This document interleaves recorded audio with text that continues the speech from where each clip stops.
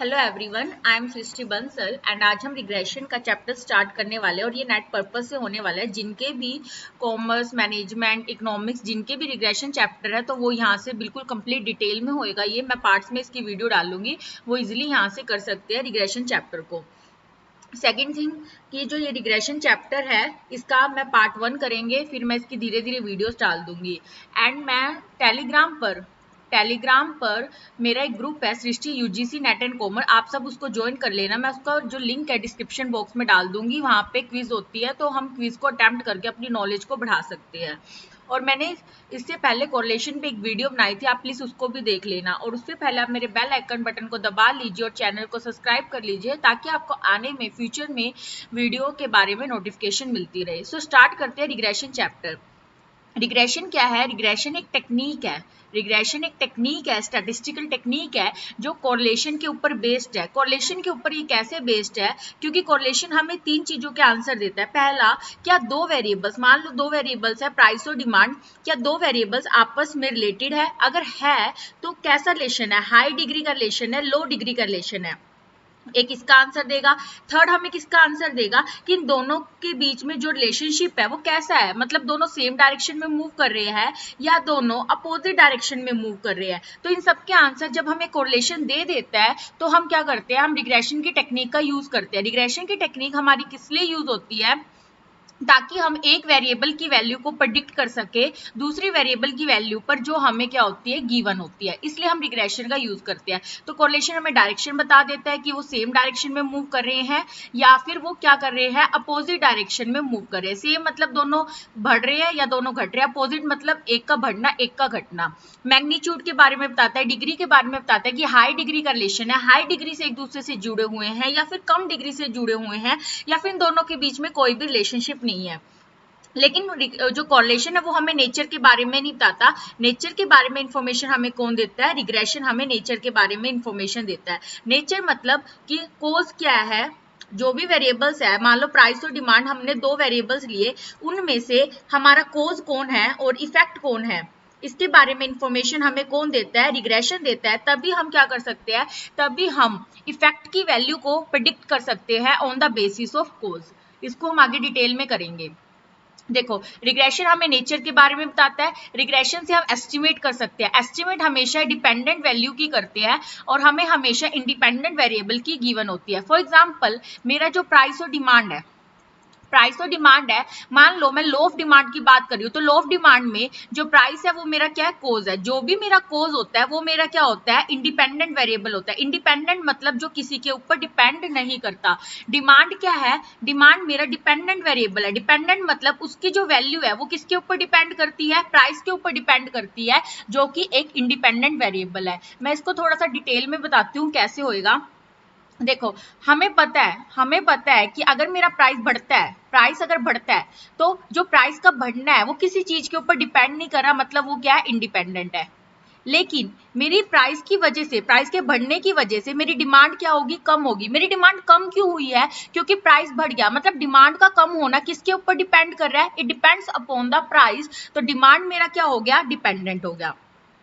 तो याद रखना, रिग्रेशन में जब भी हम वैल्यू प्रेडिक्ट करते हैं, रिग्रेशन में जब भी हम कोई भी वैल्यू को प्रेडिक्ट करते हैं वो किसके बेसिस पे करते हैं, वो हमेशा डिपेंडेंट की कैलकुलेट करते हैं और हमें इंडिपेंडेंट की वैल्यू हमेशा गिवन होएगी। तो देखो, जैसे मान लो मुझे डिपेंडेंट मेरा क्या है, डिमांड है, डिमांड की वैल्यू मुझे कैलकुलेट करनी है और प्राइस की वैल्यू हमेशा मुझे क्या होएगी, वो हमेशा मुझे गिवन होएगी।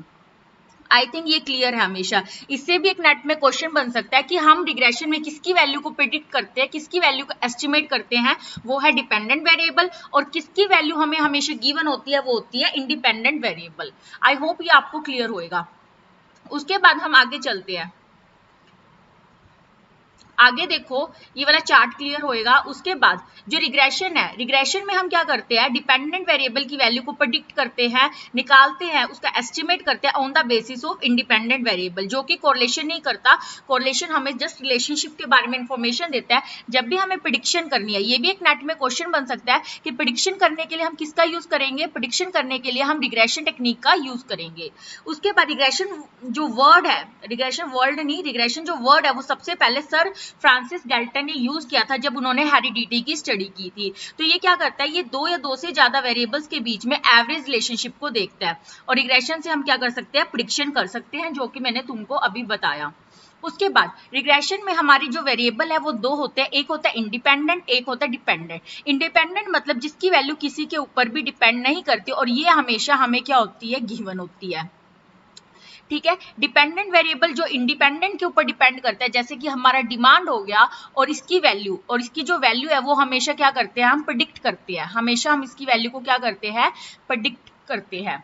उसके बाद आगे चलते हैं, जो रिग्रेशन है वो नेचर ऑफ स्टडी रिलेशनशिप के नेचर की स्टडी करता है, that anyone can predict the unknown value. Unknown मतलब जिसकी वैल्यू हमें पता नहीं है, जो कि क्या है, dependent value, on the basis of the one variable of a known value. Known value जिसकी वैल्यू हमें गिवन होती है, जो हमें पता होते हैं, वो है इंडिपेंडेंट। तो ये वही बार बार रिपीट हो रहा है। तो जो डिमांड है वो मेरी क्या है, डिपेंडेंट है और मेरा प्राइस क्या इंडिपेंडेंट है, जो कि हमेशा क्या होएगा, गिवन होएगा। एक चीज और मैं बता दूं, जिस चीज की वैल्यू हमें हमेशा कैलकुलेट करनी होती है, हमें कैलकुलेट किसकी करनी है, हमेशा डिपेंडेंट वेरिएबल की हमेशा वैल्यू कैलकुलेट करनी होती है, तो वो इक्वल टू से यहाँ पे आता है। जैसे मान लो मैं तुम्हें एक एग्जांपल देती हूँ कि वो यहाँ पे क्यों आता है। जैसे मान लो मैंने तुम्हें एक स्टेटमेंट दी 2x + 3 इज इक्वल टू 4, तो मैंने बोला 2x + 3 equal to 4, find the value of x। तो तुम्हें x की वैल्यू को फाइंड आउट करना है, तुम कैसे करोगे, 2x को यहाँ पे रखोगे, ठीक है, 4 में से 3 गया 1, फिर x की वैल्यू को कैसे कैलकुलेट करोगे, इस तरह से तुम कैलकुलेट करोगे। तो मतलब जब भी तुम्हें x की वैल्यू कैलकुलेट करनी थी, वो कहाँ पे आई, वो इक्वल टू से यहाँ पे आई ना। इसी तरह से हमें डिपेंडेंट वेरिएबल की वैल्यू को कैलकुलेट करना है, तो डिपेंडेंट वेरिएबल की वैल्यू भी इस तरह से लिखी जाएगी, इस तरह से हम उसको क्या कर सकते हैं, लिख सकते हैं। आई होप ये क्लियर होएगा, इसका यूज आगे बहुत होएगा जब मैं अपनी सेकंड और थर्ड वीडियो रिग्रेशन की लेकर आऊंगी, तो उसमें ये पॉइंट बहुत ज्यादा जरूरी है कि जो इस तरह से हम क्या करते हैं, वैल्यू को कैलकुलेट करते हैं, जिसकी भी वैल्यू हम निकालते हैं। जैसे मान लो मुझे x की वैल्यू निकालनी है, तो x की वैल्यू हम ऐसे नहीं निकालते हैं, यहाँ पे नहीं रखते हैं, इसी तरह से हम अपने डिपेंडेंट वेरिएबल को रखेंगे। उसके बाद यूटिलिटी मतलब इसका यूज क्या है, नेचर का पता लग जाता है कि हमारा कोज कौन सा, इफेक्ट कौन सा है, हम एस्टिमेट कर सकते हैं, हम प्रेडिक्शन कर सकते हैं। बात एक ही एस्टिमेट और प्रेडिक्शन की, इकोनॉमिक्स में, बिजनेस में, ये हर जगह यूजफुल है। बिजनेस में कैसे, कि मैं कितनी एडवर्टीजमेंट करूं, देखो एडवर्टीजमेंट और सेल के बीच में रिलेशनशिप है, ये हमें कोरिलेशन में बता दिया। अब आपको पता है जितनी ज्यादा तुम एडवर्टीजमेंट करोगे उतनी ही तुम्हारी क्या होएगी, सेल होएगी। ठीक है, ये हमें कोरिलेशन ने बता दिया कि दोनों के बीच में हाई डिग्री का कोरिलेशन है और दोनों ही क्या है, सेम डायरेक्शन में मूव करते हैं। तो अब मुझे जो मेरा एडवर्टीजमेंट है, तो मेरी जो सेल है वो किसके ऊपर डिपेंड की, वो एडवर्टीजमेंट के ऊपर डिपेंड की। तो मेरा जो एडवर्टीजमेंट है वो मेरा कौन सा वेरिएबल है, वो मेरा इंडिपेंडेंट वेरिएबल है, और जो मेरा सेल है वो कौन सा वेरिएबल है, डिपेंडेंट वेरिएबल है। तो मुझे अगर निकालना है कि मैं कितनी सेल करूं, इतनी क्वांटिटी की कितनी सेल करूं, कितनी सेल मेरी होएगी, अगर मैं 1 लाख का एडवर्टीजमेंट पे खर्चा करती हूँ, मतलब मुझे अगर निकालना है, अगर मेरा एडवर्टीजमेंट इंडिपेंडेंट वेरिएबल है, सेल मेरा डिपेंडेंट वेरिएबल है, क्योंकि जितनी ज्यादा हम एडवर्टीजमेंट करेंगे उतनी हमारी क्या होगी, सेल बढ़ेगी। तो अगर मुझे निकालना है कि अगर मैं 1 लाख रुपए एडवर्टीजमेंट पे खर्च करती हूँ, 1 लाख रुपए अगर मैं एडवर्टीजमेंट पे खर्च करती हूँ, तो मेरी सेल कितनी होएगी, तो वो क्या हो जाएगा, वो मेरी रिग्रेशन टेक्निक की हेल्प से हम निकाल सकते हैं। तो इस तरह से हम इसको अपने बिजनेस में अच्छे से यूज कर सकते हैं। ठीक है, आई होप क्लियर होएगा। और इससे पहले मैंने कोरिलेशन की वीडियो बना रखी है, वो फास्ट ट्रैक वीडियो है, एक बार उसको और देख लेना, उससे तुम्हें थोड़ा सा कोरिलेशन के बारे में और अच्छे से आइडिया हो जाएगा। अब कोरिलेशन और रिग्रेशन में डिफरेंस क्या है, देखो कोरिलेशन हमें डिग्री के बारे में बताता है, डिग्री यानी हाई डिग्री का कोरिलेशन है, बहुत ज्यादा आपस में जुड़े हुए हैं, कम जुड़े हुए हैं, हमें डायरेक्शन के बारे में इंफॉर्मेशन देता है कि दोनों किस डायरेक्शन में मूव कर रहे हैं। लेकिन रिग्रेशन हमें नेचर बताता है, नेचर यानी वो हमें कोज एंड इफेक्ट के बारे में इंफॉर्मेशन देता है। ठीक है, ये कभी भी कोज एंड इफेक्ट लेके नहीं चलता। कोरिलेशन के लिए मैटर नहीं करता कि हमारा कोज क्या है, इफेक्ट क्या है। अगर मैं प्राइस और डिमांड के बीच में कोरिलेशन निकाल रही हूँ, प्राइस और डिमांड के बीच में अगर मैं कोरिलेशन निकाल रही हूँ, तो ये बता देगा कि प्राइस और डिमांड के बीच में रिलेशनशिप है, बट ये नहीं बताएगा कि प्राइस हमारा कोज है या डिमांड मेरा इफेक्ट है, या फिर डिमांड मेरा कोज है या प्राइस मेरा इफेक्ट है। इसके बारे में कोरिलेशन हमें इंफॉर्मेशन नहीं देता। तभी तो कोरिलेशन में हमारा एक नॉनसेंस कोरिलेशन होता है। नॉनसेंस कोरिलेशन मतलब जो बाय चांस आ गया, बाय चांस जो हमारा कोरिलेशन होता है, नॉनसेंस कोरिलेशन, स्पूरियस कोरिलेशन, वो इसी वजह से होता है क्योंकि कोरिलेशन कॉज एंड इफेक्ट नहीं लेके चलता। अगर आपको इसके बारे में डिटेल में जानना है कि नॉनसेंस क्या होता है, इसका एग्जांपल देके मैंने कोरिलेशन की वीडियो में पहले बना रखी है, ठीक है। ये हमेशा कोज एंड इफेक्ट को देख के चलता है कि हमारा कोज क्या इफेक्ट क्या है, तभी तो मान लो मेरा प्राइस मेरा कोज है और डिमांड अगर मेरा इफेक्ट है, अगर मुझे पता होएगा कि मेरा कोज क्या है इफेक्ट क्या है, तभी तो मैं डिमांड की वैल्यू को प्रेडिक्ट कर पाऊंगी और मुझे हमेशा किसकी वैल्यू गिवन होएगी, प्राइस की वैल्यू गिवन होएगी। अगर मुझे पता ही नहीं होगा कि मेरा कोज इफेक्ट क्या है, इसका मतलब मुझे पता नहीं है कि मेरा डिपेंडेंट और इंडिपेंडेंट क्या है, तो मैं कैसे डिपेंडेंट वेरिएबल का पता लगाऊंगी कि कौन सा डिपेंडेंट वेरिएबल है, और जब डिपेंडेंट का नहीं पता होएगा तो कैसे मैं प्रेडिक्ट कर पाऊंगी डिपेंडेंट वैल्यू को। तो ये हमेशा एज्यूम करके चलता है कोज एंड इफेक्ट रिलेशनशिप को। इंडिपेंडेंट हमारा कोज होता है और डिपेंडेंट मेरा हमेशा इफेक्ट होता है। जैसे प्राइस मेरा क्या है, कोज है, और डिपेंडेंट क्या है, डिमांड है, तो वो मेरा क्या हो जाएगा, इफेक्ट हो जाएगा, ठीक है। आगे अगला पॉइंट है कि जो कोरिलेशन है वो कभी भी प्रेडिक्शन नहीं करता। प्रेडिक्शन मतलब हमें ये नहीं बता सकता कि आगे क्या होएगा, लेकिन रिग्रेशन तो हमें प्रेडिक्शन करता है। अगर मुझे पता लग जाए कि मेरा 10 रुपए प्राइस है, तो मैं निकाल सकती हूँ कि 10 रुपए प्राइस में मेरी डिमांड कितनी होएगी। यही तो रिग्रेशन का मेन काम है, प्रेडिक्शन करना, जो कि कोरिलेशन का नहीं है। अगले चलते हैं, जो रिग्रेशन है वो सिमेट्रिक है। वो सिमेट्रिक क्यों है? अगर मैं आर एक्स वाई, सिमेट्री का मतलब है चाहे मैं x और y के बीच में रिलेशनशिप देखूं, चाहे मैं y और x के बीच में रिलेशनशिप देखूं, आंसर क्या आएंगे, आंसर सेम आएंगे, इक्वल आएंगे, ठीक है। इसका मतलब जैसे मैं एग्जांपल लूं कि चाहे मैं प्राइस और डिमांड के बीच में रिलेशनशिप देखूं, प्राइस और डिमांड का अगर मैं रिलेशनशिप देख रही हूं, मतलब मेरा प्राइस कोज है और डिमांड मेरा इफेक्ट है, या मैं डिमांड और प्राइस के बीच में रिलेशनशिप देखूं कि डिमांड मेरा कोज है और प्राइस मेरा इफेक्ट है, तो आंसर क्या आएगा, सेम आएगा, सिमेट्रिक है, ठीक है। जबकि ये क्या है, ये अनसिमेट्रिक है। अनसिमेट्रिक क्यों है? क्योंकि यहाँ पे कोज एंड इफेक्ट का फर्क पड़ता है। अगर मैं एक्स और वाई के बीच में रिग्रेशन निकाल रही हूँ, एक्स और वाई के बीच में रिग्रेशन निकालना मतलब एक्स ऑन वाई निकाल रही हूँ, एक्स ऑन वाई में वाई मेरा अगर इंडिपेंडेंट है, वाई मेरा इंडिपेंडेंट है, ये मैं बताऊंगी कैसे इंडिपेंडेंट है, कि पीछे वाला कैसे इंडिपेंडेंट है, आगे वाला कैसे डिपेंडेंट है। और ये अगर मेरा डिपेंडेंट है, अगर y मेरा इंडिपेंडेंट है, x मेरा डिपेंडेंट है, तो हमें पता लगेगा ना कि हमें x की वैल्यू को कैलकुलेट करना है, ठीक है। और अगर मैं y on x ले रही हूं, अगर मैं y on x ले रही हूँ, y on x में मेरा x इंडिपेंडेंट है, x अगर मेरा इंडिपेंडेंट है, यहाँ पे मेरा y मेरा डिपेंडेंट है, तो यहाँ पे मेरा इफेक्ट क्या हुआ, y हुआ, क्योंकि y मेरा डिपेंडेंट हो तो हमें y की वैल्यू को क्या करना है, कैलकुलेट करना है। इस वजह से ये कभी भी सिमेट्रिक नहीं होते हैं, x और y और x कभी भी इक्वल नहीं होते हैं, क्योंकि यहाँ पे कोज और इफेक्ट क्या हो जाते हैं, चेंज हो जाते हैं। इसमें नॉनसेंस कोरिलेशन पॉसिबल है। नॉनसेंस मतलब अगर मान लो किसी की इनकम बढ़ती है तो मैं कह रही हूँ उसका वेट भी बढ़ता है। क्या कभी किसी की इनकम बढ़ने से वेट बढ़ सकता है? इनकम बढ़ने से पर्सन की वेल्थ बढ़ सकती है, बट वेट तो नहीं बढ़ सकता ना, वेट तो खाने से बढ़ेगा। तो कोरिलेशन में कई बार नॉनसेंस, नॉनसेंस मतलब जिसका कोई तुक ही नहीं होता, ऐसा कोरिलेशन भी, इन दोनों के बीच में भी हमें कोई ना कोई रिलेशनशिप मिल सकता है। बट रिग्रेशन में ऐसा नहीं होता, क्योंकि रिग्रेशन में हमेशा क्या होता है, कोज एंड इफेक्ट लेके चलते हैं। कोज एंड इफेक्ट होने की वजह से कभी भी नॉनसेंस जैसी चीजें आएगी नहीं, क्योंकि उसके पीछे कोई ना कोई कारण होएगा। अगर मैं कह रही हूँ कि काले बादल होने की वजह से बारिश हो रही है, तो हो सकती है ना, अगर काले बादल कोज है, उसका इफेक्ट क्या है, बारिश है, तो वो रिग्रेशन में पॉसिबल है, क्योंकि रिग्रेशन में कभी भी नॉनसेंस चीजें नहीं होएगी, क्योंकि रिग्रेशन में हर चीज के पीछे का क्या होएगा, कारण होएगा। बारिश के होने के पीछे भी कारण है काले बादल का होना, ठीक है। ये इंडिपेंडेंट है ओरिजिन और स्केल से। इंडिपेंडेंट का मतलब ये क्या है, फ्री है। फ्री का मतलब फ्री का मतलब क्या है, फ्री का मतलब है, जैसे मान लो, अच्छा यहाँ पे स्पेस नहीं है, मैं यहाँ ही बता देती हूँ। फ्री का मतलब क्या है, जैसे मान लो x और y दो वेरिएबल्स है, ठीक है, दो वेरिएबल्स है, जैसे 2 4 6 6 4 2। ओरिजिन का मतलब होता है प्लस माइनस से, स्केल का मतलब होता है मल्टीप्लाई डिवाइड से। इसका मतलब अगर मान लो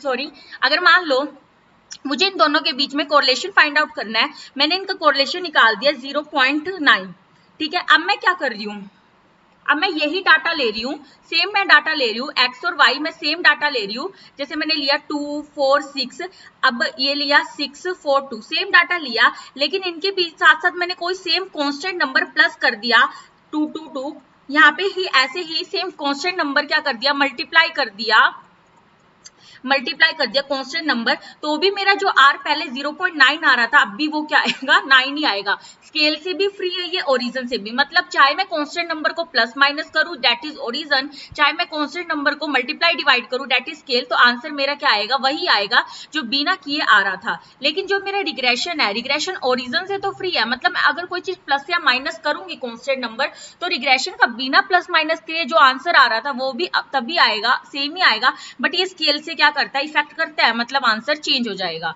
उसके बाद आता है टाइप्स ऑफ रिग्रेशन।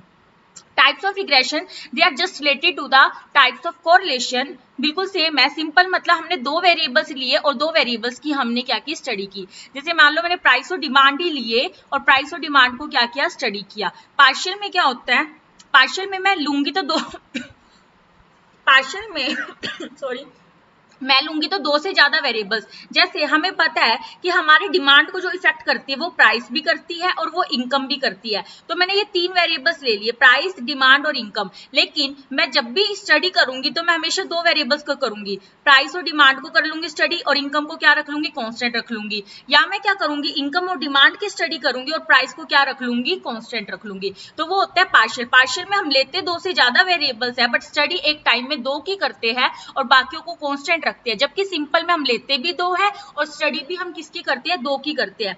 मल्टीपल में क्या होता है, हम लेते तो दो से ज्यादा वेरिएबल्स है और उसमें एक डिपेंडेंट होता है, बाकी इंडिपेंडेंट होते हैं। मतलब जैसे मान लो तुमको पता है कि हमारी जो वीट है, हमारी मान लो ये फार्म है, इस वीट का जो प्रोडक्शन हो रहा है इसके ऊपर सनलाइट भी इफेक्ट करती है, इसके ऊपर बारिश भी इफेक्ट करती है। तो जो मेरा वीट है, वीट तो मेरा क्या हो गया, डिपेंडेंट हो गया, वीट तो मेरा क्या हो गया, इट इज डिपेंडेंट वेरिएबल। और वीट के ऊपर जो ये सारी चीजें हैं वो सारी क्या है, इंडिपेंडेंट वेरिएबल है। तो मल्टीपल में हमारे दो से ज्यादा वेरिएबल्स होते हैं, जिसमें एक हमारा वेरिएबल क्या होता है, डिपेंडेंट होता है, बाकी सारे क्या होते हैं, इंडिपेंडेंट होते हैं। उसके बाद टोटल रिग्रेशन में क्या होता है, हम सारे वेरिएबल्स को साइमल्टेनियसली स्टडी करते हैं। साइमल्टेनियसली मतलब एक साथ स्टडी करना। लीनियर मतलब जब एक वेरिएबल चेंज होता है दूसरे वेरिएबल के साथ सम फिक्स्ड रेशियो में। मतलब इसका मतलब क्या है कि एक वेरिएबल और जो चेंज हो रहा है दूसरे वेरिएबल के साथ वो एक पर्टिकुलर रेशियो में चेंज हो रहा है, मतलब उन दोनों के बीच में जो रेशियो है वो क्या है, कांस्टेंट है। ये सारा कुछ मैं कोरिलेशन में करवा चुकी हूँ, तो प्लीज मेरी वो कोरिलेशन वाली वीडियो देख लेना। उसमें हमारी ग्राफ की शेप बनती है स्ट्रेट लाइन। नॉन लीनियर में जब दोनों के बीच में जो वेरिएबल चेंज हो रहा है वो कैसा हो रहा है, चेंजिंग रेशियो में चेंज हो रहा है। चलो मैं ये बता ही देती हूँ कैसे हो रहा है। इसमें हमारी कर्व की शेप बनती है। लीनियर और नॉन लीनियर क्या है, इसको भी चलो मैं एक्सप्लेन कर ही देती हूँ। देखो जैसे मान लो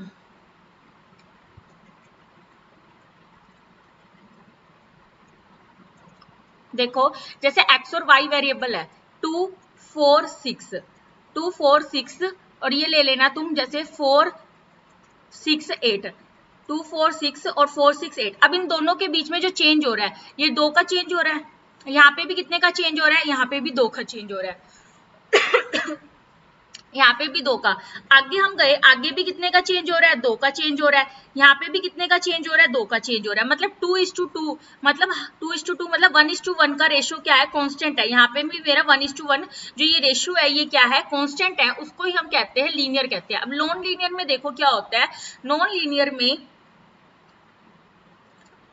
वैसे मैं कोरिलेशन में करवा चुकी हूँ। नॉन लीनियर में क्या होता है, मान लो प्राइस और डिमांड दो वेरिएबल्स है, मैंने लिया प्राइस मेरा 2 4 10 और 18।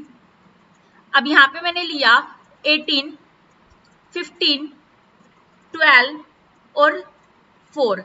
अब देखो ये चेंज हो रहा है 2 से, ये चेंज हो रहा है कितने से, ये चेंज हो रहा है कितने से, ये चेंज हो रहा है 3 से। तो मतलब रेशियो क्या बना, 2:3। उसके बाद फिर 4 से ये 10 पे गई, जब मैं 4 से 10 पे गई ये चेंज हो रहा है 6 से, ये चेंज कितने से हो रहा है, 3 से। मतलब मेरा रेशियो अब क्या हो गया, अब मेरा रेशियो हो गया 6:3। इसका मतलब इसको कैंसिल किया तो 2:1। मतलब मेरा रेशियो पहले 2:3 था और अब मेरा रेशियो क्या हो गया, 2:1 था, 2:1 हो गया। तो मतलब मेरा रेशियो क्या हो रहा है, चेंज हो रहा है, उसी को हम क्या बोलते हैं, नॉन लीनियर। अब हमारा आता है कि क्या रिलेशनशिप है कोरिलेशन और रिग्रेशन के बीच में। तो ये सारा रिलेशनशिप है। अगर दो रिग्रेशन लाइंस कोइंसिडेंट है, कोइंसिडेंट का मतलब एक ही लाइन है, तो हमारा आर क्या होएगा, आर हमारा होएगा 1। अगर वो इस तरह से जैसे मान लो डिमांड में हम इकोनॉमिक्स में पढ़ते हैं, इस तरह से अपवर्ड स्लोपिंग है तो आर मेरा पॉजिटिव है। जैसे डिमांड और प्राइस के बीच में नेगेटिव रिलेशन है तो वो इस तरह से नेगेटिव स्लोप नहीं बनता, इस तरह से बनाते हैं। अगर वो इस तरह से तो आर मेरा क्या है, नेगेटिव है। उसके बाद हमारा अगला है कि अगर दो रिग्रेशन लाइन इंटरसेक्ट करती है एक दूसरे को एट 90 डिग्री पे इंटरसेक्ट कर रही है तो आर क्या है हमारा 0 है। जैसे मान लो ये मेरी y ऑन x है, ये मेरी x ऑन y है, यहाँ पे 90 डिग्री का जो एंगल बन रहा है तो वो मेरा आर क्या हो जाएगा, उस केस में 0 हो जाएगा। तीसरी क्या है कि जितनी ज्यादा रिग्रेशन लाइन पास होएगी उतना ही ज्यादा उनके बीच में क्या होएगा, हाई डिग्री का कोरिलेशन होएगा। जितनी रिग्रेशन लाइन दूर होएगी उतना ही कम क्या होएगा, कोरिलेशन होएगा।